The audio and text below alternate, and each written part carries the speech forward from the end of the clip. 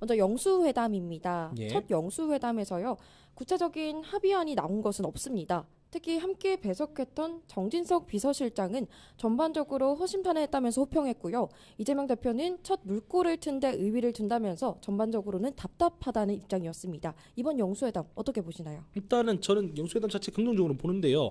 뭐 언론에서는 굉장히 부정적으로 다루더라고요. 네. 근데 부정적으로 다루는 건지 부정적으로 다루고 싶은 건지 그건 잘 모르겠어요. 근데 뭐 어떤 매체를 보니까 대통령이 그 야당 대표를 불러서 밥도 한 그릇 안 주더라 뭐 이렇게 이야기하던데 2시에 네. 불렀잖아요. 네, 밥 2시에 먹고 올 시간이죠. 식사를 하진 네. 않을 거고 그리고 뭐 또 일부 또 매체에서 보니까 그 대통령이 이재명 대표가 A4 용지를 들고 와서 네. 요구 사항을 다 읽으니까 굳은 표정으로 지켜봤다더라. 그럼 뭐 요구 사항을 읽는데 뭐 웃을 수는 없잖아요. 그렇죠. 그러니까 이런 식으로 제가 볼 때는 좀 영수회담 결과가 저는 충분히 나름대로 성과는 있다고 보여지는데 그럼에도 불구하고 좀 이거를 어떻게든 좀 정쟁화하려는 시도가 있는 것 같아요. 저는 근데 그러진 않았으면 좋겠습니다. 왜냐면요. 네. 일단은 1시간 예정이 돼 있었잖아요. 근데 1시간보다 길어질 거란 예측은 다 있었는데 예측을 보통 길어진더라도 뭐 30분 정도 더 길 것이다 예측을 했는데요. 네. 뭐 그보다 훨씬 더 긴 이제 2시간 동안 잘 이야기를 했다는 것이 일단은 저는 긍정적인 성과라고 보여지고요. 네. 그리고 이제 이재명 대표하고 윤석열 대통령이 교감했던 것은 의대 증원에 관련해서 협조하겠다. 네. 물론 구체적인 방식은 정하지 않았습니다만요. 그리고 연금 개혁 그리고 이제 국민지원금 같은 경우에도 이재명 대표는 전 국민에게 다 주자고 했지만은 네. 뭐 그 윤석열 대통령은 어려운 분들에게 돌아갈 수 있도록 그 관련해 가지고 고민을 해보겠다라고 이야기를 하셨다고 하고 네. 그리고 이제 특히 이제 이재명 대표가 뭐 10장 분량의 이제 요구 사항을 써갔다고 했잖아요. 네네. 그래서 요거를 뭐 거부권 행사 자제해달라, 가족들의 의혹을 뭐 정리해달라, 최상병 특검법 받아라 뭐 이런 내용이었어요. 근데 이제 제가 걱정했던 거는 지금까지 대통령의 통치 방식 스타일 자체가 네.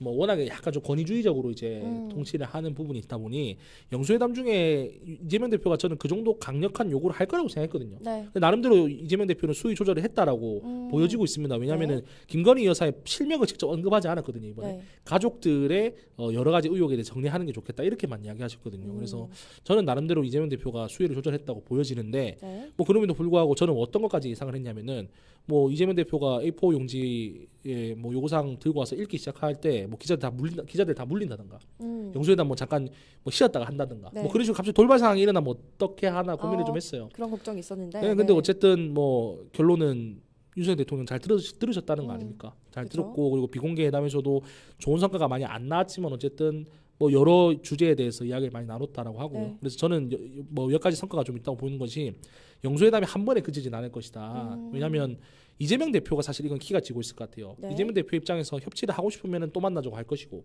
근데 윤석열 대통령 입장에서는 이재명 대표의 도움이 절실하게 지금 필요한 상황이거든요. 네. 지금은 그 이재명 대표와 협조하는 것이 국정 입장에서는 선택이 아니라 필수가 됐단 말입니다. 그러면 또 만나자고 할 수 있어요. 근데 이재명 그렇죠. 대표만 마음을 열고 여기에 호응할 마음이 있으시다 하시면은 다음에 또 만나서 진전된 대화를 할 수 있을 것이고 그리고 나아가서 저는 어떻게까지 생각하고 있냐면 조국신당에서 지금 야당 대표들 모두 다 만나자 원내 야당 대표들하고 대통령 다 만나자 이런 이야기를 하셨는데 네. 저는 그런 가능성도 충분히 있다. 왜냐하면 지금 이제 원내에 진입한 당 같은 경우는 당 대표가 아직 안 뽑혔거든요. 네. 그런 것들만 신규 선출돼서 잘 뽑힌다고 하면 뭐 다음 달이든 다다음 달이든 여름 중에는 전체 야당 대표들하고 영수회담을 또 추진할 수 있는 물꼬를 트지 않았나 저 그런 생각이 좀 들고 있습니다. 그리고 대통령이 뭐 어떤 의미에서 굳은 표정으로 들으면서 이런 이야기 나올 걸 알고 있었다 이렇게 얘기했잖아요. 네. 그 모션이 물론 본인이 진정으로 우러나서 한 모션인지 참모들이 부탁한 모션인지 그건 모르겠습니다만 그럼에도 불구하고 대통령이 불통하고 야당 대표 말 안 듣고 처음에는 이렇게 이야기했잖아요. 피해자 신분인 사람하고 대화 안 하겠다 이렇게 이야기했잖아요. 네. 네. 그런 단계에서는 지금 좀 변하고 있다. 그래서 그것이 좀 긍정적이라고 보여집니다.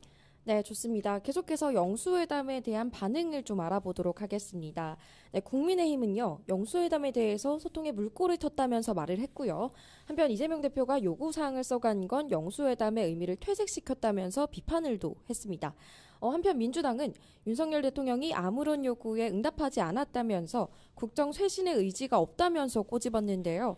두 당의 논평에 대한 의견은 어떠신가요? 아니 이번 선거를 총선을 다 치르시면서 양당이 이야기했던 게 민생 이야기 하자 정쟁하지 말자는 양당에서 앞다투어 이야기했지 않습니까? 네. 그래서 저는 솔직히 말하면 양당 대변인 논평 보고 좀 실망을 많이 했어요.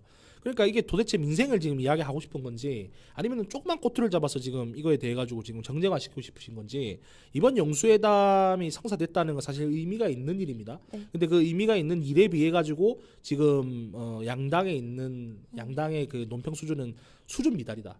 그렇게까지 보여지는 게요.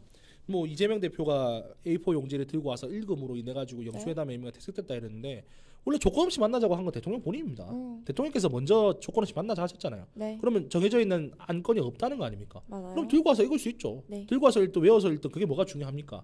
저는 그런 형식이 뭐 이게 뭐 영수회담의 의미를 퇴색시켰다는 거는 말도 안 된다고 생각을 하고요. 또 한편으로는 뭐 윤석열 대통령이 구체적으로 아무것도 받지 않았다. 그래서 실망스럽다라고 하는데 영수회담에서 1차 하고 나서 영수회담 마치고 사실은 그 합의문이 나왔던 경우에는 네. 이미 사전에 대통령실 참모들과 당 대표 관계자들이 사실 사전에 많이 교감을 했던 경우가 있었고요.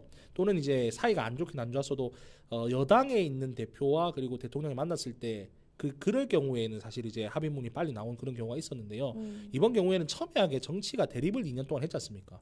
근데 어떻게 1차 때 만나서 바로 합의문이 나오겠어요? 그렇죠. 이것도 제가 볼 때는 좀 의미 없는 트집이다. 네. 반대를 위한 반대고 트집을 찾기 위한 트집이다. 근데 이거는 제가 볼 때 민의를 대표하는 국회 수준에서는 맞지 않는 논평이 아닐까 생각하고요. 네. 그냥 제가 볼 때는 빠르게 그 양당에서 다음 영수회담을 좀 추진하다라고 목소리를 내는 게 네. 지금 국회에서 할 수 있는 최선의 역할이 아닌가 이렇게 생각합니다.